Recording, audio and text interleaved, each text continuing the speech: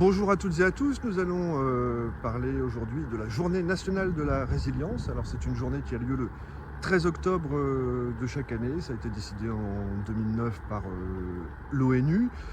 Et la France, depuis l'an dernier, a décidé donc d'instaurer une journée qui s'appelle Tous résilients face au risque. Et c'est précisément de cela dont nous allons parler, puisque ça s'est produit dans ce contexte à Saint-Martin, pour Saint-Martin et Saint-Barthélemy à Marigot, donc samedi dernier.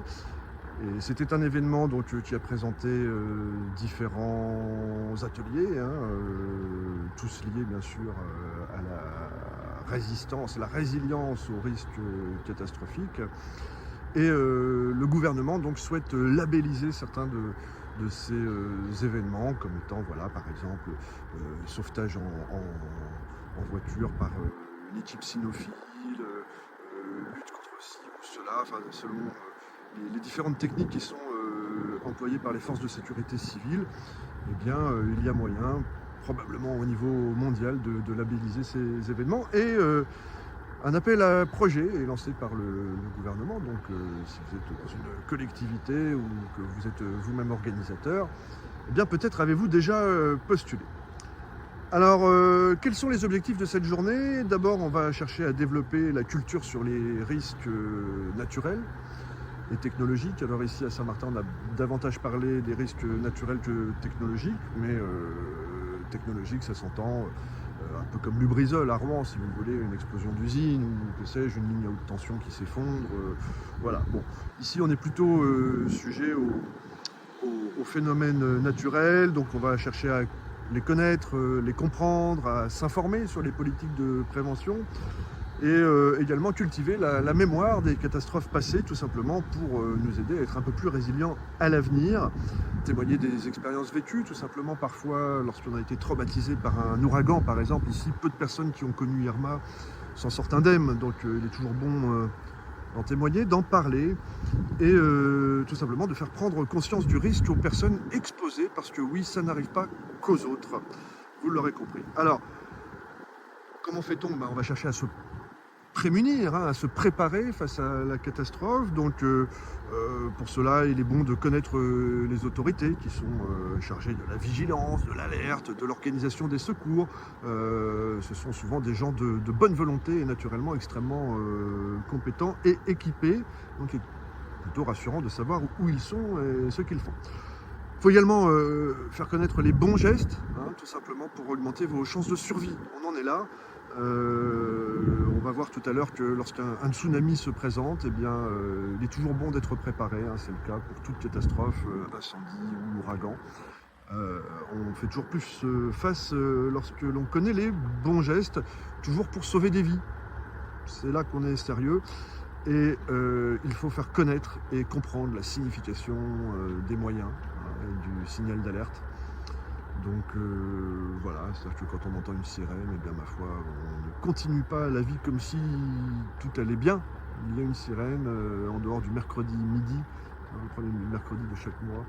Je vous rappelle qu'à midi et demi a lieu les essais de sirène. Et bien là, bon, c'est le seul moment où on ne s'inquiète pas. Et organiser les services impliquant les habitants et les employés, parce que peut-être que vous-même, vous pouvez être contributeur de l'organisation des secours. Alors ensuite, il convient de développer la résilience collective face aux catastrophes. C'est-à-dire qu'une fois que la catastrophe est passée, eh bien, on se retrouve face au désastre, on se retrouve ensemble face au désastre. Et là, il suffit de, voilà, il faut organiser un petit peu le retour à la normale. Et donc faire connaître également les aides apportées par la puissance publique, que ce soit en termes de survivance pure, l'eau, la nourriture, mais également les associations, les assureurs, et faire de la reconstruction une opportunité pour réduire la vulnérabilité et augmenter la résilience. Ce qui ne vous tue pas vous rend plus fort. En tout cas, c'est un peu l'idée, c'est de savoir résister efficacement aux catastrophes. Donc ici, on ne va pas parler d'éruptions volcaniques aujourd'hui, on ne va pas être non plus dans les feux de forêt, ni les avalanches, vous l'aurez compris, il n'y a pas de neige ici. Et nous ne parlerons pas non plus des risques NRBC liés donc au nucléaire, à tout ce qui va être radio, ondes, enfin là c'est les rayonnements, hein, plus exactement, les risques biologiques, même si bien sûr ils peuvent exister n'importe où, hein, et ou chimiques, parce que bon ici on n'a pas trop d'industrie chimique, mais bon voilà, ce sont des risques qui existent. En tout cas aujourd'hui on n'en parlera pas, on va se concentrer donc sur les risques qui nous préoccupent à Saint-Martin et Saint-Barthélemy, notamment le changement climatique. Le changement climatique a l'air d'inquiéter tout le monde, hein, dans un avenir court et moyen. On en a parlé dans des vidéos précédentes. Les prévisions sont inquiétantes, donc il est normal de s'inquiéter et de voir notamment pour nos amis hôteliers et agriculteurs comment on va être obligé de faire face et de s'adapter à ce problème de chaleur qui augmente, hein, tout simplement, et de sécheresse qui se provoque, et ou de flash flood, hein, enfin vous connaissez l'histoire avec des phénomènes météo toujours un peu plus puissants, le changement climatique. On va redévelopper tout cela. Alors on va parler des ouragans naturellement, hein, des cyclones, des tempêtes, de tous les risques qui sont liés à des submersions, hein, on ira jusqu'au tsunami, au séisme normal, évidemment, puisqu'on est ici sur la plaque des Caraïbes, et on va voir que le risque n'est pas nul. Et on parlera aussi, pour changer, des requins, des sargasses et de la défense de la biodiversité, parce que on cherche à sauver des vies chez les humains, bien sûr, et en priorité, mais naturellement, on va aussi chercher à sauver des vies animales. Alors, la première rencontre s'est faite avec le DIL de Guadeloupe, hein, qui est une unité territoriale ici à Saint-Barthélemy et Saint-Martin, donc ça dépend un peu de la Guadeloupe. C'est la direction régionale de l'environnement et de l'aménagement et du logement. Donc, eux sont là pour nous aider à nous prévenir donc, des risques et des pollutions. Si j'ai bien compris, c'est également eux qui vont participer à ce qu'on appelle le COD, qui est le centre opérationnel départemental. Donc ici, ça se situe à la préfecture. C'est un mini conseil de défense, si vous voulez, qui se réunit dès que nécessaire pour prendre les décisions qui s'imposent. Par exemple, très récemment, à l'occasion de la tempête Philippe, eh bien, c'est ce conseil qui a pris la décision, en coordination avec les autres territoires environnants, de fermer écoles. Et écoles, je crois que c'est un peu tout ce qui a été fermé côté français. Alors, j'ai également appris, et ça c'est important de le dire, que vous pouvez dès maintenant vous inscrire à un système d'alerte par SMS. Parce que voyez-vous, en France et de longue date, on n'est pas encore capable d'envoyer un SMS à toute une population, et encore moins toute une population locale, alors que cela est inclus dans les protocoles de transmission GSM. Hein. On pourrait tout à fait décider que tous les téléphones d'un territoire reçoivent un SMS. Mais ce simple cahier des charges techniques se confronte à d'autres aléas bureaucratiques qui font qu'il faut aujourd'hui, dès aujourd'hui, vous inscrire, hein, l'adresse s'affiche sur votre écran, à ce site. Vous laissez juste votre numéro, éventuellement votre nom, et ça vous permettra d'être alerté en cas de péril imminent. Et dans certaines circonstances, on va le voir, il est bon de gagner du temps. Hein. Plus tôt on est informé d'une réelle alerte, eh bien mieux ça va, d'autant plus qu'on le voit à l'arrivée d'un ouragan, d'une tempête. On entend un peu de tout, hein. Vous avez d'un côté les alarmistes qui vont vous dire « Oh là là, il faut tout fermer, on va tous être... ça va être dur ». Et puis les autres qui s'en moquent complètement et vous disent « Oh là là, mais ça va aller ». Bon, la vérité se situe toujours entre les deux. Et bien souvent, bon voilà, les autorités, on va le voir, déclenchent une alerte tout simplement lorsqu'il y a lieu de la déclencher. Et donc voilà pourquoi il est bon pour vous de vous inscrire à ce système de SMS. Alors on avait cette journée, comme je le disais, des participations diverses, hein, l'armée, la sécurité civile, les pompiers, on avait aussi les agences régionales de santé, et la SNSM, la Société nationale des sauveteurs en mer, puisque, eh bien oui, le sauvetage en mer, quand on habite sur une île, c'est important, hein, pour parler de la résilience. Alors parmi les différents périls dont on parlera aujourd'hui, il y a celui de la submersion. Alors pour cela, nous avons ici à Saint-Martin, mais comme je crois un peu partout en France, une carte des aléas qui représente la caractérisation de phénomènes naturels auxquels sont exposés le territoire. Donc ça nous permet en gros de voir où est-ce qu'on risque d'être inondé ou pas. Et donc c'est une carte qui est annexée au plan de prévention des risques naturels, le fameux PPRN.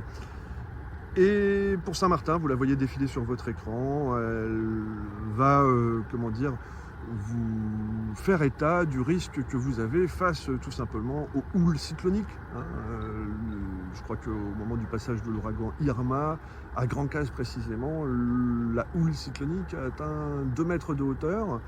Ce qui fait que moi j'habite un peu plus loin, je me retrouve avec quelques dizaines de centimètres d'eau au-dessus du niveau du sol, ce qui reste encore acceptable, mais on m'a bien fait comprendre que, hélas, ce ne sont pas des valeurs auxquelles ce ne sont pas des valeurs qui vont descendre. Donc ne toujours prévoir le pire en espérant le meilleur. En ce qui me concerne, on a des petits murets au sol qui sont là pour prévenir, en tout cas, de ces inondations passagères liées au passage de l'eau de mer qui va chercher asile sur Terre. Alors, que faire en cas de danger? Parce qu'on va le voir, le principal danger de la submersion, naturellement, alors si vous avez des ouragans, si vous êtes en bord de mer, il est préférable de probablement quitter les lieux. Quand on voit sur la carte qu'on est sujet à une inondation de 2 mètres, ça présage à rien de bon à rester là. Vous pouvez toujours rester dans les étages naturellement, mais dites au revoir à votre rez-de-chaussée, et on l'a vu lors des précédents ouragans, c'est pas forcément une bonne idée de rester en bord de mer. D'autant plus que le pire de la submersion, c'est cet événement terrifiant que l'on appelle le tsunami. Alors le tsunami, on va aller droit au but. Si vous êtes au bord de mer et que vous ressentez un tremblement de terre, il faut tout de suite faire attention et vous renseigner déjà sur le risque de tsunami. C'est pas évident qu'un tremblement de terre crée un tsunami. Il n'y a rien d'obligatoire. Pour qu'un tsunami se crée, il faut vraiment que le tremblement de terre soit important, se produise en mer d'une part, soit considérablement important. Je crois qu'on va parler d'un effondrement de faille sur une bonne centaine de kilomètres. Donc vous voyez, on est sur du lourd. Mais bon, voilà, selon l'importance du tremblement de terre, il est toujours bon, quand on est en bord de mer, de se renseigner.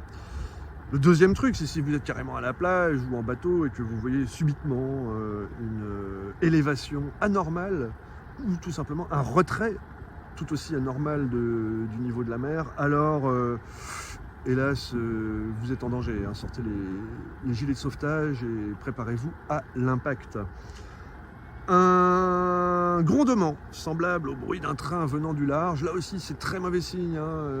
S'il n'y a pas de train qui arrive, et en général c'est le cas ici, on n'a pas de train, et que vous entendez le bruit d'un train, alors là encore il faut prendre les mesures qui s'imposent. Et quelles sont-elles?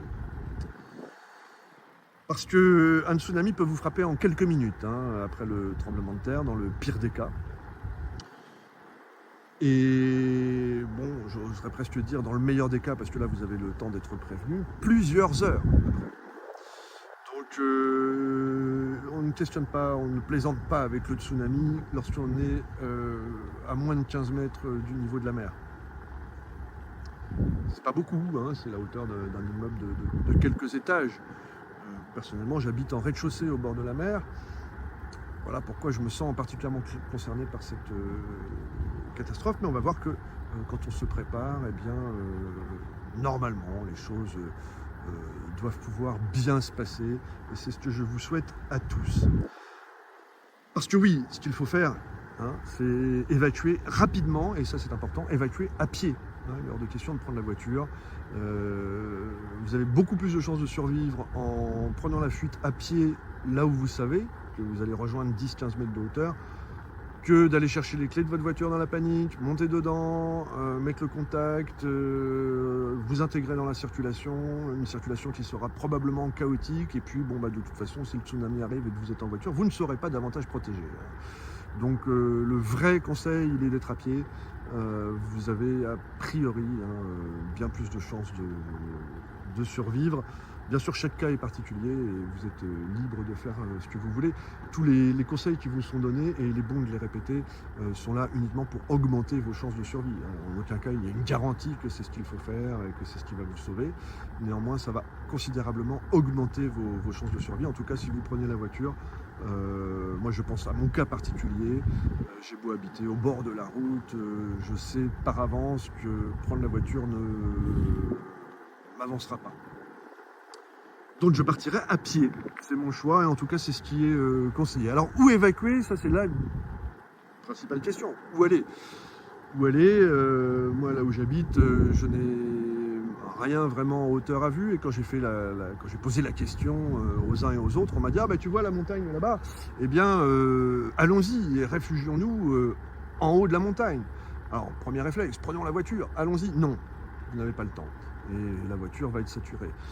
Deuxième réflexe, allons-y à pied, je vous laisse traverser ce petit bras de mer ou la montagne, enfin le lac en l'occurrence, et je vous chronomètre, hein, je vous regarde bien. Et puis une fois que vous êtes arrivé sur l'autre rive, il faudra probablement enjamber des clôtures, des barbelés, éviter des chiens, traverser des propriétés, trouver un chemin et essayer de prendre tant soit peu de l'altitude.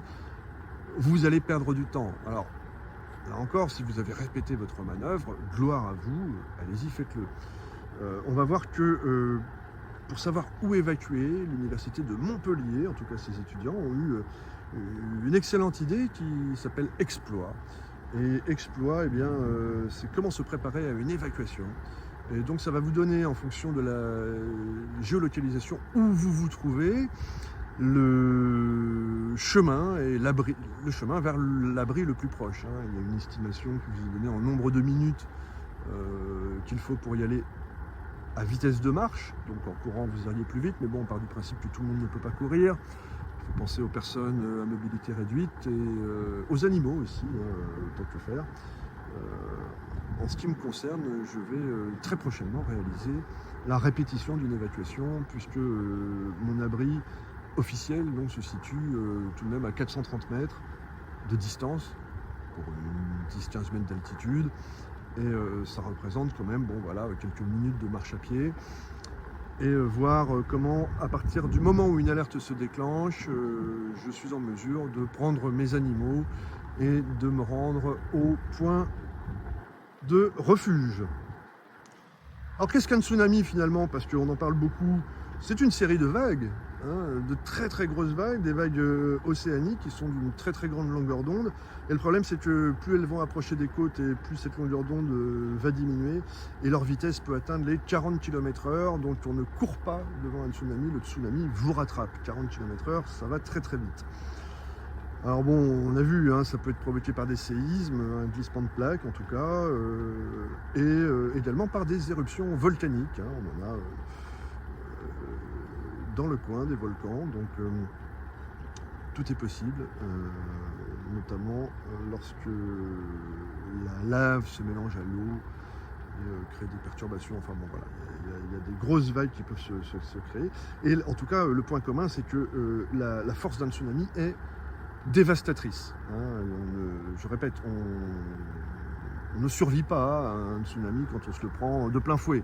On peut survivre à un tsunami, mais je vous conseille, le meilleur moyen, c'est d'être en hauteur, puis évidemment sur quelque chose d'éventuellement solide. J'ai lu par exemple grimper à un arbre. Je ne sais pas si celui qui a écrit cela est déjà grimpé en haut d'un arbre, à 10-15 mètres. Moi je n'essaierai pas en tout cas, mais je le répète, le meilleur moyen est probablement de se rendre dans le refuge. Alors bon, on ne compare pas ça aux houles cycloniques et tout ça, là on est vraiment sur quelque chose qui peut prendre plusieurs mètres de hauteur et vous engloutir en quelques secondes. Moi je pensais par exemple que je pouvais rester enfermé chez moi. Après tout, si j'avais la garantie que la maison était assez solide, que la dalle au béton que j'ai au-dessus de la tête n'allait pas littéralement exploser au passage de l'eau, eh bien je me dis qu'après tout je serais assez en sécurité chez moi, une bulle d'air pourrait se créer et je n'ai plus qu'à attendre que le niveau redescende. puisque bon, ça finit quand même par redescendre. Et voilà. Mais c'est finalement pas une option, en tout cas, qui est encouragée, et c'est pas forcément une option que je vais suivre, puisque bon, si l'eau s'infiltre à l'intérieur, eh bien, naturellement, je serai un peu embêté pour respirer. Donc un peu d'historique, on a eu voilà, ce fameux séisme en 1755, qui s'en souvient, c'était à Lisbonne, au Portugal, figurez-vous, que 7 heures plus tard, un tsunami frappait les Antilles. Fort-de-France était alors une ville bâtie sur la mangrove, donc des canaux la pénétraient, et l'eau était rentrée assez loin dans les terres. 7 heures après un séisme qui a eu lieu à quasiment 8000 km de là. Donc quand on vous parle de phénomènes à prendre au sérieux, on le voit sur cette carte, eh bien on a compris que le coup pouvait venir de n'importe où. Alors le séisme de 1755 était historique, il avait atteint une magnitude de 8,5 voire 9 sur l'échelle de Richter. À l'époque on n'avait pas de capteur sismique, mais on a, d'après les dégâts et l'histoire, essayé de reconstituer un peu cela. Alors, je ne parle pas du séisme de la Barbade en 1767, on s'en souvient encore, avec des vagues à la Trinité, au François, le séisme des îles Vierges en 1867, avec des effets en Guadeloupe, 1 heure après, voyez-vous, les éruptions et des lahars. Les lahars, j'ai appris également ce que c'était. Un lahar, c'est un mot indonésien qui signifie un mélange de lave et d'eau, voilà. Donc on a la montagne pelée qui nous a fait des lahars en 1902. Et après quelques minutes, eh bien, du Prêcheur à Fort-de-France, on avait des vagues de 2 mètres de hauteur. Donc le risque est à prendre au sérieux. Donc il y a des panneaux de signalisation qui existent pour nous signifier qu'en cas de tsunami, eh bien, la zone était évacuée. Par défaut, toute zone qui est au bord de la mer est à évacuer. Et lorsque la vie est bien faite, on a ces panneaux verts qui nous indiquent que à 400 mètres, on a un abri. Alors on n'a plus qu'à prendre les jambes à son cou et y aller. Ne discutez pas, il vaut mieux se retrouver là-haut et discuter avec les copains, quitte à redescendre après lorsque l'alerte est levée, que de perdre de précieuses minutes. Je vous le rappelle, un tsunami, si vous n'avez pas de chance et qu'il s'est produit près de chez vous, le tremblement de terre en tout cas, eh bien le risque existe dans l'ordre de quelques minutes. Donc ces séismes sont étudiés de près par l'Institut de physique du globe de Paris, l'IPGP, qui a également une branche de surveillance des volcans, puisque ça se tient, les volcans et les tremblements de terre. La vie est assez bien faite, parce que en Martinique, on prend le risque au sérieux. Donc vous avez ce site Réplique 972 qui va vous expliquer justement toutes les choses à prendre en considération pour faire face à ces tremblements de terre et ces éruptions, et qui vont vous expliquer également cette histoire de plaque des Caraïbes qui passe au-dessus de la plaque atlantique. La plaque atlantique rentre sous la plaque des Caraïbes, donc comme ça on se fait un peu surélever, et ça se passe pas très loin, puisque la plaque des Caraïbes, grosso modo, correspond à la mer des Caraïbes. Et elle est grosso modo délimitée par les petites îles de l'Est à l'Est, et puis le Panama à l'Ouest. Donc, quels sont les conseils pour lutter efficacement contre un tremblement de terre, un tremblement de terre qui est imprévisible, et on ne peut pas arrêter ni provoquer. Le tremblement de terre est un phénomène naturel absolument incontrôlable. Donc le meilleur moyen, c'est déjà de fixer ses meubles chez soi, pour pas qu'ils nous tombent dessus, et de ne pas poser les objets lourds en hauteur. Ça commence par cela, des petits réflexes. On nous demande également, pour les dégâts plus importants, hélas, de préparer un kit d'urgence. Et vous allez voir que tout au long de cette vidéo, le kit d'urgence sera d'actualité. On a besoin de ce kit d'urgence. Que trouve-t-on dans le kit d'urgence? Alors il y a un petit passage où on va se détendre, parce que dans le kit d'urgence, il nous faut une trousse de secours. Alors, dans la trousse de secours, on y met différentes choses, des pansements adhésifs, des gants en latex, des ciseaux, une écharpe triangulaire, une couverture de survie, du gel anti-brûlure, des masques respiratoires, des compresses, des pansements hémostatiques, des rouleaux de bandage, de l'antiseptique, du sérum oculaire, des épingles à nourrice, des poches de froid, enfin, une bonne trousse de secours, quoi. Mais dans votre kit d'urgence, vous allez également embarquer de l'eau. De l'eau, il vous faut de l'eau pour 3 jours et pour toute votre famille. Un petit kit d'hygiène parce que bon bah voilà, on a de l'eau, mais c'est bien d'avoir aussi un peu de savon et de quoi se brosser les dents.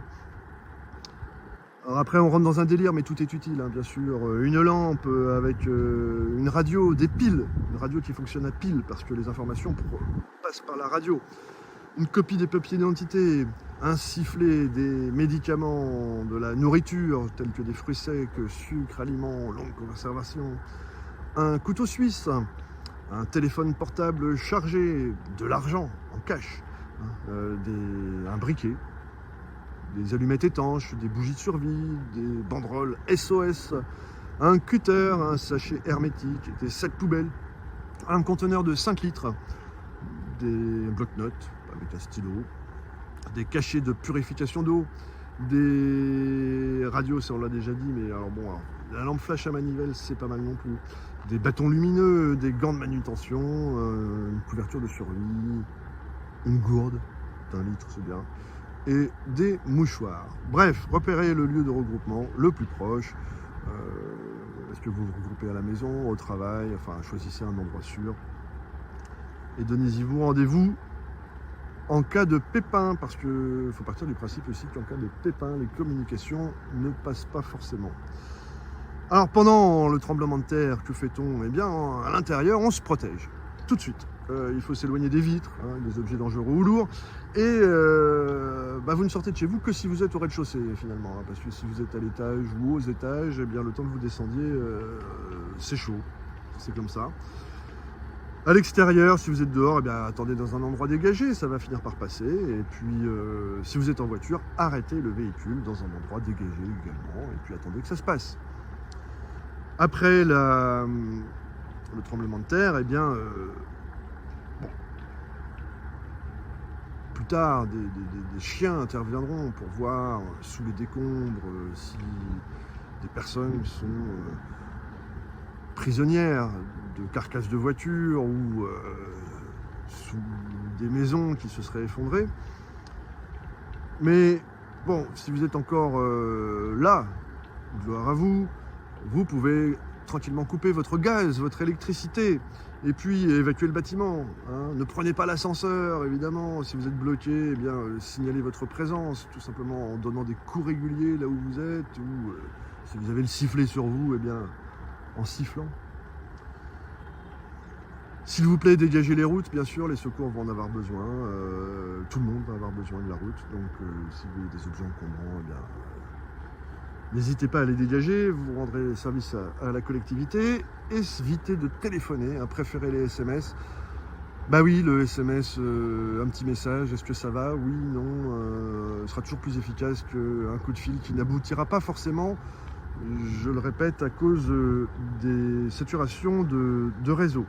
Écoutez la radio pour vous informer, gardez votre calme et communiquez-le, c'est important aussi. Zen, on reste zen parce que beaucoup de gens peuvent s'énerver et ils ont a priori raison, donc si vous avez du calme à revendre, revendez-le gratuitement aux autres. Restez vigilants parce que des répliques peuvent toujours se reproduire. Et on en revient au problème de tout à l'heure. Si vous êtes près des côtes, faites bien attention à ce qu'un tsunami n'arrive pas. Montez à 15 mètres de hauteur au-dessus du niveau de la mer pour être tranquille. Voilà, j'espère que ce passage sur les tsunamis et autres séismes ne vous aura pas trop effrayé. Et nous allons maintenant passer au cyclone. Le cyclone qui est très célèbre, tristement, dans la région. Tout simplement parce que lorsqu'un cyclone se présente, on ne sait jamais jusqu'où il va, et en tout cas, ceux qui l'ont vécu de l'intérieur, je vous le disais tout à l'heure, en gardent un souvenir impérissable, et bien souvent un souvenir qui n'est pas tranquille. Alors la période des cyclones, c'est entre début juillet et fin novembre, donc là on est encore, nous, en octobre jusqu'à novembre, pas forcément tranquille sur ce domaine-là. même si ça a quand même une tendance à se calmer. D'aucuns vous diront que c'est le mois de septembre qui est chaud, évidemment, puisque le mois de septembre est en plein milieu. Donc on parle de tempête lorsque les vents commencent à dépasser les 118 km/h. En dessous, on est plutôt dans de la dépression tropicale.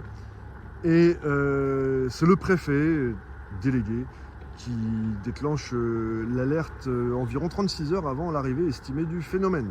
Donc, comme je vous disais, rien ne sert de paniquer avant d'avoir cette alerte préfectorale. Parce que là, bon, évidemment, quand c'est le préfet qui vous dit qu'on est en alerte, vous pouvez le croire. Ils se mettent rarement en alerte pour rien, ces gens-là. Croyez-moi. Donc, comment ça se passe, les alertes? Parce que finalement, il y en a plusieurs. Ça commence d'abord par l'alerte orange. Alerte orange île du Nord. Donc, ça concerne Saint-Martin et Saint-Barthélemy. Donc là, on a un numéro de téléphone qui est mis en place au niveau de la préfecture, un poste de commandement, qui est, si je ne me trompe pas, à la préfecture. Et c'est un poste qui donc va coordonner toutes les informations et toutes les opérations, et notamment celle d'informer la population par le biais de la radio. On insiste bien sur l'utilité de la radio FM dans ces moments-là. Alors, on a différentes perturbations tropicales qui peuvent arriver sur l'échelle. On entend parler de ondes tropicales quand on a affaire à des pluies faibles, d'ondes tropicales fortes quand on commence à avoir des inondations, des glissements de terrain, des éboulements, des risques en mer. Là, on commence à parler de perturbations cycloniques quand le vent s'organise autour d'un centre dépressionnaire. Vous savez, le fameux œil du cyclone. Et ça souffle en général dans le sens inverse des aiguilles d'une montre. C'est ce qu'on voit sur les cartes satellites. La déviation que Coriolis fait qu'ici dans l'hémisphère nord, c'est le sens inverse de celui des aiguilles d'une montre. La dépression tropicale, elle, va nous apporter des vents qui seront compris entre 34 nœuds, des vents qui sont en dessous de 34 nœuds ou de 63 km/h. Voilà. Tempête tropicale. Là, on est entre 34 et 64 nœuds, donc 63-113 km/h. Et l'ouragan, c'est bien plus de 64 nœuds, donc 118 km/h, comme on disait tout à l'heure. Là, le danger est extrême. La marée cyclonique se met en place, donc comme on l'a vu tout à l'heure, montée des océans subite de plusieurs mètres. Soyez prudents. Et une houle puissante. Des vagues. Des grosses vagues. Donc, cette alerte orange île du Nord, on va la détailler, puisqu'on en parlait tout à l'heure. Donc là, les établissements hôteliers commencent à passer en mode, ils ont normalement un local qui répond aux normes de sécurité au sein de leur établissement, une espèce de safe room dans laquelle ils peuvent accueillir leurs clients si jamais ils sont en situation de risque, un endroit où ça se passera bien. Pour les hôtels, les locations, donc on prévoit toujours un éclairage de secours, des réserves de conserve, du lait, de l'eau minérale, de l'aliment pour bébé, une pharmacie de bord, puis tout le matériel indispensable, des marteaux, des clous, des tringles, oui, parce que des fois il faut rafistoler depuis l'intérieur. Et dans tous les cas, lorsqu'il s'agit de touristes, un responsable de l'établissement doit rester avec eux, les touristes ne sont pas laissés seuls. Voilà, donc il faut, en alerte orange, consolider toutes ces fenêtres et ces portes. Il faut démonter les antennes de télévision, il faut démonter les antennes Starlink, évidemment. Il faut mettre à l'abri les meubles de jardin, placer tout ce qui va être livres et documents importants dans des sacs étanches. Et oui, attendez-vous à être mouillé, même de l'intérieur. Constituez-vous une réserve d'eau. Ça, un conseil qui vaut toute l'année pour tout le temps, et garer les véhicules à l'abri du vent, que ce soit bateau ou voiture. Bon, pour les bateaux c'est un peu spécifique, en général les marins savent quoi faire, mais pour votre véhicule, oui, garez-le à l'abri du vent, ça vaut mieux parce que ça va aller très vite. 118 km/h, c'est chaud. C'est pas que ce soit tant le vent qui soit dangereux évidemment, mais c'est les projectiles qui sont véhiculés par le vent, c'est-à-dire qu'à 118 km/h, une brouette métallique vole très bien. Alors quand vous la prenez à 118 km/h en pleine... Vous voyez l'idée.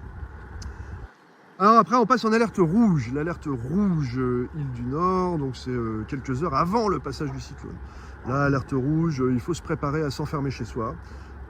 Écoutez bien la radio et éventuellement contacter le PC pour rejoindre un abri sûr. Hein, si vous n'êtes pas sûr chez vous, quittez les lieux et voyez avec la collectivité où elle est. Là, on est en rouge, on rigole plus. Et après, ça passe carrément en violet. Voilà, alors là, l'alerte violette, c'est le confinement. Le confinement, donc là on est 2 heures avant l'impact, il faut effectivement écouter sa radio, ne pas quitter son abri avant la levée de l'alerte, surveiller sans cesse la résistance au vent, des portes et des fenêtres, être en mesure de consolider les portes depuis l'intérieur de la maison, et si jamais vous voyez une période d'accalmie, comme ça vous dites tiens ça se calme, c'est cool, je sors, eh bien faites bien attention parce que quand il n'y en a plus, il y en a encore, vous êtes dans l'œil du cyclone tout simplement, et ça repasse. Hein. La période d'accalmie qui dure quelques temps, eh bien, ne va pas durer. Donc, dégourdissez-vous les jambes si vous voulez, mais préparez-vous à vous reconfiner. C'est reparti pour un tour. Après, il y a l'alerte grise. Alors, l'alerte grise, eh bien, tout simplement, c'est quand c'est passé. Donc là, il faut signaler les blessés et leur venir en aide. C'est à peu près la seule vraie priorité. S'occuper des blessés. Hélas, l'expérience montre que ce genre de situation laisse beaucoup de gens en détresse. Donc ceux qui ont le plus de chance aident ceux qui en ont eu le moins. Voilà, c'est à peu près tout pour les ouragans. Je crois que vous êtes bien préparés à cela, mais c'est un risque à prendre au sérieux. On en a parlé, maintenant on va parler des sargasses. Alors les sargasses, bah oui, parce que les sargasses peuvent être dangereuses. Figurez-vous que cette espèce d'algue brune, même si elle ne présente aucun danger, eh bien, lorsqu'elle s'échoue sur le sable, elle peut émettre des gaz nocifs, notamment du sulfure d'hydrogène. Et ça, c'est pas très bon, ça cause des nuisances olfactives, comme une odeur d'œuf pourri, mais pas que. C'est-à-dire qu'on appelle ça des troubles sanitaires, mais grosso modo, ça peut vous donner mal à la tête, ça peut vous donner à peu près les mêmes symptômes que l'hypoxie, à savoir des malaises, et selon les concentrations, évidemment, ça pourrait même, pourquoi pas, causer la mort, ou les sensibilités de certaines personnes. Donc c'est vraiment les sargasses, quelque chose dont on va chercher à se protéger, d'autant plus que ce mélange de NH3 et de H2S, eh bien, ce sont 2 gaz toxiques, eh bien, on le surveille avec des petits capteurs, et dites-vous bien que les gens qui ramassent les sargasses eh bien, ne travaillent pas au-delà d'une certaine concentration de ce gaz. Ils font d'abord la mesure dans l'air, et si ça sent un peu trop mauvais, eh bien, ils ne travaillent tout simplement pas à cause du risque d'intoxication. Donc, alors bien sûr, il y a des conséquences, c'est que lorsqu'il y a des sargasses, eh ben, on évite de se baigner à leur contact, on évite de les manipuler, surtout lorsqu'elles sont en décomposition, et on évite aussi de faire du sport à côté. Ben oui, il ne faut pas courir, même quand ça sent pas bon, il faut éviter. Et en cas de symptômes, eh bien, n'hésitez pas à appeler le 15 ou à consulter votre médecin, donc yeux ou gorge typique, larmoiement, maux de tête, difficultés respiratoires, tout, démangeaison ou vertige. Alors, un autre péril, puisque hélas, ici à Saint-Martin, on a eu un accident en 2020. Là, on va parler des requins. Et oui, les requins sont un péril pour l'homme. Bon, on déplore en général 70 morsures par an. Alors, que s'est-il passé l'an dernier? Puisque, bon, à une époque où tout augmente, c'est à peu près la seule chose qui était en décroissance. L'an passé, nous n'avons eu que 57 morsures. Alors, les requins boudent-ils l'homme? Je ne sais pas quels seront les résultats de cette année, mais bon, voilà, c'est à peu près l'ordre de grandeur. 50, 70 morsures par an dans le monde, je précise, pas ici, dans le monde, ça frappe un peu partout. Il y a d'ailleurs à ce sujet de renseignements sur internet pour voir où est-ce que ça mord, et naturellement dans notre zone tropicale, eh bien, on est mal loti puisqu'il y a des morsures. Donc il y avait cette morsure en décembre 2020, morsure mortelle hein, à Saint-Martin, la baigneuse, hélas, ayant perdu la jambe, a très rapidement derrière perdu la vie. Et une autre attaque à Saint-Kitts, où là, cette fois-ci, la baigneuse a pu être sauvée. Mais un phénomène troublant s'est produit, c'est que j'ai rencontré donc ces gens qui nous font la recherche sur les requins,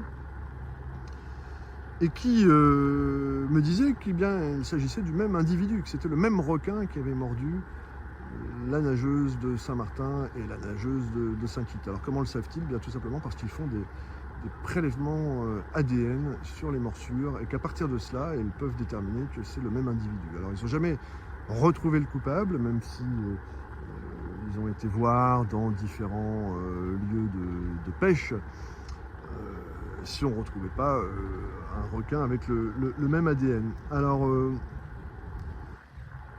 c'est une bonne et une mauvaise nouvelle, si vous voulez.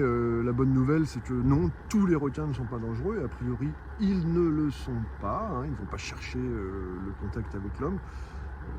Les hommes ne parlent pas de morsure, en fait. Nous, on préfère écrire interaction homme-requin. C'est plus élégant que morsure. Et on va chercher à limiter ces interactions avec le requin parce que, bon, en général, elles ne nous sont pas profitables. Je crois qu'à Saint-Kitts, la pauvre nageuse qui s'est retrouvée un peu amputée d'une partie de son membre ne peut pas être pas très ravie de son interaction avec l'animal. Donc on va éviter, on va chercher à limiter les risques. Donc première des choses, c'est de ne pas rejeter de la nourriture dans la mer. Parce que si vous jetez du poisson, de la viande, ça va attirer tout ce petit monde-là. En tout cas, il ne faut pas le faire dans des eaux fréquentées régulièrement par les baigneurs. Alors c'est une pratique qui se fait. Moi je le vois faire régulièrement. On attire les animaux sauvages avec un peu de viande simplement pour que les touristes les observent. Bon. Je parle pas des requins, mais c'est comme ça qu'on commence à attirer les requins. Donc voilà, il faut une nouvelle fois donc ne pas nourrir volontairement, que ce soit les poissons, les requins ou autres. Voilà, c'est une pratique observée, mais qui n'est pas bonne à faire. Donc, autre conseil, évitez de vous baigner dans des eaux troubles. Voilà, ça c'est dit. Évitez de vous baigner la nuit, ou au lever ou au coucher du soleil. Il paraît que c'est pas bon non plus. Alors je sais pas pourquoi, mais c'est écrit. Et puis suivez les mesures mises en place par les autorités. Par exemple, n'allez pas vous baigner si on vous dit de ne pas vous baigner, tout simplement parce que si on vous dit de ne pas aller vous baigner, c'est qu'il y a peut-être et probablement un risque. Voilà pour les requins, je vous souhaite bonne chance, bonne baignade, et on va passer maintenant à l'autoprotection de la Croix-Rouge. L'autoprotection de la Croix-Rouge, eux vous disent préparez-vous à être prêts, parce que ils sont là pour vous former, pour que vous prépariez votre famille au risque. Et donc ils vont vous encourager à avoir, comme on l'a vu tout à l'heure, ce qu'ils appellent un catakit, un kit de catastrophe, on appelle ça comme vous voulez, donc qui va vous servir après ou pendant la catastrophe à vous soigner, vous protéger, vous signaler, et à boire et à manger, parce que quoi qu'il arrive dans la vie, il faut s'alimenter. La sirène, on nous dit que la sirène, normalement, alors la sirène quand elle fonctionne, parce qu'il y a Lubrizol, on l'attend encore, elle n'a jamais sonné, mais bon, c'était juste une usine, comme ça, qui rajoutait un peu de substances toxiques dans l'atmosphère. Mais bon, ici, a priori, lorsque on a vu un ouragan, bon, un tremblement de terre, on ne peut pas le prévoir, mais un ouragan, on peut le prévoir 36 heures à l'avance. Eh bien, on a le droit il est possible que l'alerte soit sonnée. Ça marche aussi pour le tsunami, ça marche finalement pour toute autre sorte de risque. La sirène, lorsqu'elle sonne, eh bien, que faire? Mettez-vous à l'abri, numéro 1. Donc se mettre à l'abri, c'est là que vous allez me dire, oui mais où? Parce que c'est pas la même chose si c'est un tsunami ou si c'est un tremblement de terre. Eh bien, j'ai envie de vous dire, mettez-vous à l'abri. Donc il faut avoir répété sa mise à l'abri. Il y a des points de rassemblement qui sont sécures. Étudiez bien les trajets jusqu'à ces points de rassemblement et je ne saurais que vous conseiller de déterminer un point de rassemblement, et une fois que vous l'avez déterminé, eh bien vous y tenir. Il faut écouter la radio pour chercher à comprendre ce qui se passe, éviter de téléphoner une fois encore, et n'allez pas chercher vos enfants à l'école. Voilà, à l'école, on va très bien s'occuper d'eux, ils ont des consignes et des procédures de secours qui font que vos enfants sont probablement plus en sécurité que vous. Et écoutez, ils ne seront pas traumatisés par la catastrophe puisque tout va aller très vite, et ils seront juste très contents de vous revoir après, lorsque tout cela sera fini. Donc n'allez pas chercher vos enfants à l'école. Je sais que c'est un réflexe, et que beaucoup diront, mais c'est une mauvaise idée. D'abord parce qu'on vous a dit qu'il fallait vous mettre à l'abri, et ensuite parce que les professionnels de l'école justement sont fort occupés à mettre en sécurité les enfants, et autre chose à faire que de gérer justement la panique des parents qui vient les chercher. Donc c'est quelque chose qui est dur à entendre, mais préparez-y vous. Alors la Croix-Rouge nous invite également à connaître les risques. Voyez-vous, là on parlait de tsunami. Moi naïvement je pensais que j'étais protégé. En fait, pas forcément. Donc c'est bien de voir un petit peu comme ça. Donc vous pouvez vous renseigner, tout simplement, si vous êtes nouveau comme moi dans une région, vous pouvez vous renseigner à la mairie, la préfecture, aux pompiers, à la Croix-Rouge, ou même à votre médecin, qui seront chacun, je crois, ravis de vous donner les informations nécessaires à l'optimisation de vos chances de survie. Il est bon donc de connaître le système de secours, mais vous connaissez déjà tout maintenant, la sirène, les panneaux d'alerte, les signaux, s'informer des risques encourus, parce que c'est toujours mieux de les connaître, chercher à couper le gaz, l'eau, ça a l'air de rien, mais tout le monde ne sait pas couper l'eau, le gaz et l'électricité chez soi. Apprenez. Souvenez-vous bien, c'est marrant, c'est remarqué que vos enfants sont pris en charge dans l'école, donc n'allez pas les chercher, je le répète. Ce jour-là, vos enfants ne seront pas abandonnés. Je prends connaissance du plan d'urgence en vigueur sur mon lieu de travail. Bah oui, parce que quand vous êtes chez vous, c'est bien, mais quand vous êtes au travail, c'est ailleurs. Donc voilà. Je prévois des lieux de regroupement pour ma famille en cas de séparation. Bah oui, qu'est-ce qu'on fait quand tout va mieux, s'il n'y a plus de radio et de téléphone? Est-ce qu'on se retrouve à la maison, au boulot? Comme je vous ai dit tout à l'heure, choisissez le meilleur endroit pour vous. Assurez-vous que vos proches ont les coordonnées des personnes à contacter en cas d'urgence ou d'isolement. Voilà. Vous pouvez également porter secours et vous former aux gestes qui sauvent. Alors donc dans l'ordre des choses, on se forme d'abord aux gestes qui sauvent, et puis après vous portez secours. Et n'oubliez pas, donc voilà, votre kit de survie, on en a déjà parlé avec un peu d'humour tout à l'heure, mais voilà, sérieusement, il faut que vous ayez de l'eau, de la nourriture pour toute votre famille pour au moins 3 jours. 3 jours. Limitez également les conséquences économiques, on n'en parle pas, mais pas assez en tout cas, et il faut vérifier donc, votre couverture d'assurance pour toutes les personnes de votre famille et également les biens. Gardez un peu d'argent en cash, voilà, et pensez aux besoins d'assistance particuliers à cause d'une maladie, d'un handicap. Voilà, je parlais des animaux aussi tout à l'heure, mais aussi si vous avez des personnes âgées ou des personnes qui ne parlent pas la langue locale dans votre entourage, eh bien, tous ces plans d'urgence sont bien plus simples à appliquer au moment où ça arrive, lorsqu'on les a préparés, que lorsqu'on doit improviser à la seconde près. Ça vaut pour tout, finalement, ça vaut aussi pour les incendies. On n'a pas parlé des incendies, mais c'est un comportement en général, sans rentrer dans une parano, et on n'est pas là pour, je veux dire, vouer un culte aux catastrophes. On est là pour sauver notre peau, et c'est d'ailleurs pour ça que dans les avions, on vous fait toujours ce petit brief de sécurité avant le décollage, parce que ça rafraîchit la mémoire des uns, ça apprend des choses aux autres, et en tout cas au moment, si jamais vous devez évacuer l'avion, tout se joue en quelques secondes, ça se joue à la seconde près, une évacuation d'avion, eh bien ce sera toujours plus facile si vous avez en tête le trajet que vous devez effectuer jusqu'à la prochaine sortie de secours, que si vous improvisez au moment de la catastrophe. Alors, parlant de catastrophe, on a Météo France qui est ici. Météo France, eux, leur rôle n'est pas tant de prévenir ou de gérer les catastrophes que de comprendre les enjeux au niveau local. Ici, en tout cas, à Saint-Martin, alors on a affaire, là encore, à une division particulière de Météo France, ici dans les Caraïbes, qui va venir étudier les conséquences du réchauffement, du changement, qui se réchauffe de toute façon climatique, donc vous l'aurez compris, puisque là on parle bien de quelque chose de tangible qui existe, qui est présent et qui change déjà les habitudes. Donc que ce soit par les phénomènes catastrophiques, que par les changements d'habitudes liés aux irrigations, ou à tout ce que vous voulez bien. Alors, eux nous ont donné des liens, notamment donc sur une visualisation des climats tels qu'ils étaient de par le passé et tels qu'ils seront dans le futur. Une étude qu'ils ont appelée C3AF, là encore c'est l'université de Montpellier, donc C3AF, eux ont étudié le changement climatique dans la région des Antilles particulièrement. Donc c'est ce qui va nous amener jusqu'à la fin du siècle dans des températures pouvant atteindre plus 2, plus 3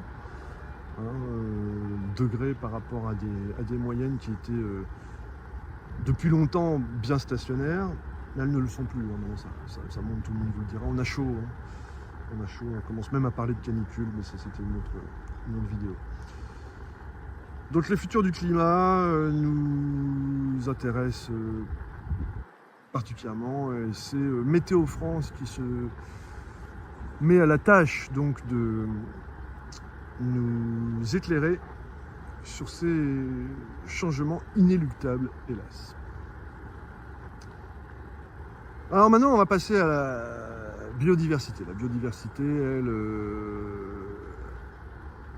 eh bien, elle est très présente ici dans les Caraïbes.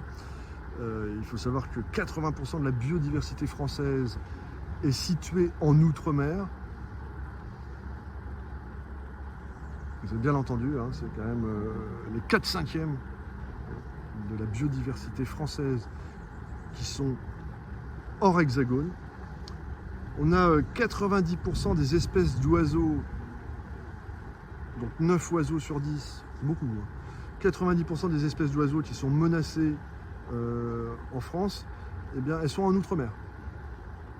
Voilà, sur 100% d'oiseaux menacés en France, les 90% c'est chez nous aussi. Alors, vous allez me dire c'est plus facile, oui, parce que vous avez beaucoup de biodiversité, oui. Et donc, logiquement, plus d'oiseaux aussi menacés, mais c'est pour vous dire à quel point la tâche est importante. Alors bon, de mon point de vue, ça parle beaucoup, hein, c'est-à-dire que c'est sans doute très bien que la Guyane, Saint-Martin, la Martinique, Mayotte et la Réunion se parlent. En tout cas, elles se parlent donc dans le biais de ce projet Biodiv OM, hein, qui est lié à la protection de la biodiversité. Et ça inclut notamment la réserve naturelle de Saint-Martin, qui a un rôle essentiel. Alors elle est entre le nord de l'île et Lens-Parcelles, hein, Osterpond, tout ça. Donc là, on a vraiment les plus beaux espaces naturels de notre région, avec 400 000 visiteurs chaque année. C'est vous dire, plus de 2140 espèces. Donc, alors il y a de tout, hein. Il y a des algues, des herbiers sous-marins, des gorgones, des coraux, des éponges, des poissons, des raies, des requins, des mammifères marins, des tortues marines, des espèces végétales terriennes, terrestres. Il y en a 614 des espèces végétales terrestres, 336 espèces d'invertébrés terrestres arthropodes, les petites bêtes, des reptiles terrestres, des 103 espèces d'oiseaux et 8 espèces de chauves-souris. Donc tout ce petit monde se retrouve dans la réserve naturelle de Saint-Martin. Et il y a également de nombreuses espèces au statut inconnu. Donc là, voilà, on a encore beaucoup à apprendre, c'est ce que ça nous dit, c'est-à-dire qu'on ne sait pas très bien comment ces espèces, déjà si elles existent, et puis ensuite si elles sont en train de s'éteindre. Tout cela est encore à l'étude. Il y a beaucoup de scientifiques, naturellement. C'est un domaine scientifique, hein, la réserve naturelle. Ce n'est pas que touristique et ce n'est pas non plus que la police de la réserve naturelle qui est très présente, hein, comme on l'avait vu dans une dernière vidéo, justement pour faire respecter, j'ai envie de dire, le droit des animaux. C'est-à-dire que si vous êtes à bord d'un bateau et que vous faites trop de bruit et que vous effrayez les oiseaux, eh bien... cette police viendra vous rappeler à l'ordre pour la défense des oiseaux, parce que paraît-il que quand on met de la musique très fort qu'on leur fait peur, eh bien, les oiseaux ne reviennent pas forcément. Et nous, on n'a pas du tout envie que les oiseaux partent de leur réserve naturelle. Donc, on a d'ailleurs, ici dans les Antilles, un site très sympa que j'ai découvert et que je partage avec vous, donc sur une espèce de site d'observation contributive de la faune, c'est-à-dire que vous pouvez prendre des photos et les signaler sur le site. Alors des photos d'animaux sauvages dans leur environnement. Elles seront traitées par des scientifiques qui seront ravis d'avoir vos photos. Alors, fussent-elles sous-marines ou aériennes ou terrestres, vous prenez la photo de l'animal dans son habitat. Ça peut être un oiseau sur la plage, voilà, une tortue, que sais-je. Et vous pouvez leur envoyer par le biais des sites qui s'affichent sur votre écran. Si vous n'êtes pas contributeur, vous pouvez simplement aller y jeter un œil. C'est très sympa et c'est mis à jour par des gens comme vous et moi. Ici à Saint-Martin, on va chercher à défendre une espèce en particulier, le mérou. Il y en a deux, il y a le mérou géant et le mérou de Nassau. Le mérou géant porte son nom, le mérou Goliath, c'est le plus gros poisson osseux au monde. Donc lui, il peut mesurer jusqu'à 2,60 m, il peut peser jusqu'à 450 kg à l'âge adulte. Autant vous dire que c'est un mastodonte et que, hélas, ce poisson qui arrive d'Afrique, il a disparu des côtes africaines parce qu'on le surpêchait là-bas. On l'a pêché, il a une chair un peu tendre. Et donc il n'y en a plus, il est venu se réfugier ici en Guyane et aussi à Saint-Martin, Saint-Barthélemy. On peut avoir la chance d'en voir. Donc là, vraiment, si vous voyez des mérous, prenez des photos et envoyez-les sur le site. Je pense que on sera content de savoir que ces mérous géants sont encore vivants. Et on sera également content de savoir que le mérou Nassau, qui est un peu plus petit, eh bien lui, voilà, on sera content aussi de savoir qu'il existe parce qu'il est menacé. Alors il est menacé par quoi? Il est menacé tout simplement parce que par le manque de régulation sur la pêche. C'est encore un poisson qui se fait pêcher. Il est menacé par la destruction des récifs coralliens et il est menacé par les eaux usées. Ah oui, les eaux usées, il faut le voir, mais toutes les eaux de toutes ces maisons finissent par se retrouver dans la mer. Alors bien sûr, l'eau est traitée, vous dira-t-on, et c'est sans doute vrai, bien sûr qu'elle est traitée, mais est-ce que cela est suffisant? Est-ce que vous iriez sincèrement boire l'eau en sortie de traitement? Je ne crois pas. Alors cette eau se retrouve dans la mer, et j'ai envie de vous dire, c'est les poissons qui la boivent. Alors donc voilà, je vous parlais du mérou et on a cette citation qui moi m'a fait un peu réagir puisqu'elle nous vient de Pierre Aliotti, donc qui est ni plus ni moins que le président de l'association de gestion de la réserve naturelle. Donc il a sur tous les documents qu'on peut croiser évidemment un discours qui va en faveur de la protection des animaux. Et puis soudainement, on a cette citation. Les familles saint-martinoises apprécient particulièrement ces espèces régulièrement proposées aux cartes de restaurants de l'île pour leur chair délicieuse et fondante, emblème d'une gastronomie créole unique. Alors je me suis dit qu'on devait se tromper peut-être de vidéo, là on parle un peu gastronomie, donc le mérou, un peu comme chantait Alphonse Brown pour la puissance du port du Havre que je représente ici à Saint-Martin. Le mérou à la sauce bleue, vous connaissez, alors tout cela reste une jolie blague. Hélas, le mérou dans nos assiettes, ça n'est pas qu'une blague, visiblement, c'est une réalité. Et on va se demander voilà, si on peut avoir ce genre de double discours. Je protège un poisson, mais c'est pour mieux le manger. Bon, mais j'en mange pas beaucoup, vous me direz. Après, enfin, pas moi, mais vous comprenez ce que je veux dire.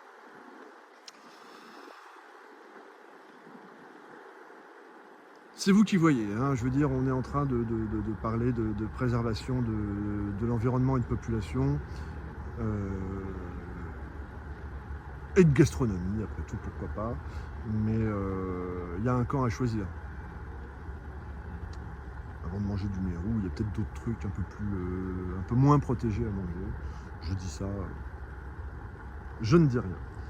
Alors on a aussi sur ce domaine de la préservation des espaces naturels dans nos eaux. Le sanctuaire Agoa. Le sanctuaire Agoa, il a tiré son nom de Maïd Agoa, qui était une divinité de la mer en amérindien. Alors moi je trouve ça assez rigolo que les Amérindiens, donc avant nous autres, aient déjà utilisé la racine Agoa, Agua, vous l'entendez, comme pour parler de l'eau finalement. En tout cas, c'est un nom qui a été repris, donc peut-être qu'ils nous l'avaient piqué à l'époque et qu'on se les fait reprendre, mais j'aime bien moi quand les Amérindiens qui ne sont pas censés vraiment avoir eu de contact avec nous avant, utiliser des mots finalement en racines communes, mais bon, ça reste du détail. Donc ce sanctuaire, ce sanctuaire, il a pour objectif de garantir un état de conservation favorable des mammifères marins. Donc voilà, on tient à les conserver favorablement. Alors, pas en boîte de conserve, là, je veux dire à l'état naturel. De quoi est-ce qu'on parle? On parle de baleines, on parle de baleines et de dauphins, pour être très clair. Voilà, on va essayer de les protéger des interactions avec les hommes. Donc quand on regarde la carte du domaine protégé, on voit que ce sanctuaire est le sanctuaire le plus important de France. C'est le plus grand domaine maritime français protégé. Voilà, ni plus ni moins, le plus grand. Donc là encore, un domaine maritime intéressant à observer en qualité de baleine et de dauphin. Donc qu'est-ce qu'on va chercher? Quelles sont les menaces qu'on va chercher à éviter dans ce cas-là? On va chercher à éviter les collisions avec les animaux. On va éviter aussi de les déranger, tout simplement. On va éviter la pollution chimique. On va éviter les filets de pêche. Vous savez, un dauphin dans le filet de pêche, ça arrive. On va éviter aussi la pollution au bruit, les jet skis, tout ça. On va éviter l'ingestion de détritus. Ben oui, que voulez-vous, toutes ces choses qui sont relâchées dans la mer, les baleines, les dauphins les mangent parfois. Hop, une bouteille en plastique, ça fait pas du bien. Et 300 mètres, voilà, on vous demande de respecter les 300 mètres de distance pour l'observation des mammifères marins. Vous pouvez vous approcher jusqu'à 100 mètres pourvu que vous ne soyez pas dans le sens de leur trajectoire. S'ils vont de gauche à droite, eh bien, vous pouvez vous approcher à 100 mètres, mais dans ce sens-là. En fait, il ne faut pas se mettre ni derrière eux en cherchant à les poursuivre, ni devant eux en espérant qu'ils passent à votre approche. Les 100 ou 300 mètres se font dans le sens perpendiculaire à leur mouvement. Ben oui, parce que la baleine ne va pas vous faire un show en point fixe. En général, elle se déplace d'un point A à un point B. Elle sait où elle va, la baleine. Alors, en tout cas, j'espère qu'après cette vidéo, vous savez déjà un peu plus où vous allez. En tout cas, moi, il m'aurait été bien utile de savoir où sont les abris anti-tsunami, ce que vous voulez. Il m'a été aussi bien utile de rencontrer toutes ces professions qui sont vouées à la protection civile, que ce soit les pompiers, les gens de la Croix-Rouge, j'en oublie parce qu'ils sont très très nombreux, les gens de la préfecture, enfin bon voilà, un peu la collectivité ici, tous ces gens, les gendarmeries, policiers, qui se mettent au service de la population, l'armée qui vient en renfort, il y a tout un plan qui est fait maintenant depuis Irma pour venir nous secourir en cas de péril que l'on souhaite le plus tardif possible. La question, c'est pas de savoir s'il y en aura un, la question, c'est de savoir quand, pour ce qu'on dit. Le tsunami, il est vrai qu'a priori, on n'a jamais eu de tsunami ici, mais qui peut garantir qu'il n'y en aura jamais? Alors évidemment, voilà, tout cela, on ne le souhaite pas, mais c'est la garantie en tout cas de passer un bon moment en famille, que de réviser ces chemins de secours.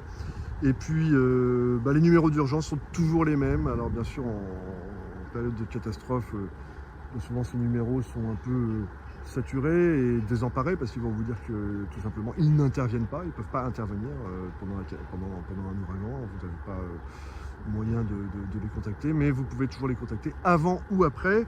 Donc les pompiers, tout le monde les connaît, c'est le 18, mais peut-être que vous avez des étrangers dans l'assistance qui qui seront contents de savoir que le SAMU, donc le SAMU c'est quand on a un problème médical, on fait le 15, la police c'est le 17, et puis si vous avez envie de tirer au sort entre les trois et de ne pas savoir trop qui vous appelez, que vous avez le temps d'attendre, vous pouvez faire le numéro d'urgence européen, le 112, dont on ne sait jamais vraiment trop où il arrive, mais il arrive quelque part finalement. Donc voilà. Sur ces bonnes nouvelles, je vous souhaite comme d'habitude de bien prendre soin de vous. Et puis on se retrouve prochainement pour une autre vidéo, que j'espère sur un thème un peu plus gai peut-être. On parlera probablement de cyberattaques et de cybersécurité, puisque que ce soit dans le cadre privé, on n'a pas envie de se faire pirater son site Facebook, ou encore pire son numéro de carte bleue, ou dans le domaine de l'entreprise où on peut tout fermer du jour au lendemain parce que tout simplement les données de l'entreprise se sont volatilisées. Eh bien, on va mettre au point 2-3 principes qui vous permettront d'aborder ce sujet avec sérénité, comme toujours, car le but n'est pas de se mettre en panique, mais bel et bien de faire face aux défis de ce monde, et le plus raisonnement, le plus... Voilà. Ah, la vie est belle. Prenez soin de vous, à bientôt. Ah, et n'oubliez pas de vous abonner donc, sur x.com et naturellement sur YouTube. Sur YouTube, vous cliquez sur je m'abonne et la petite flèche. Voilà, à bientôt.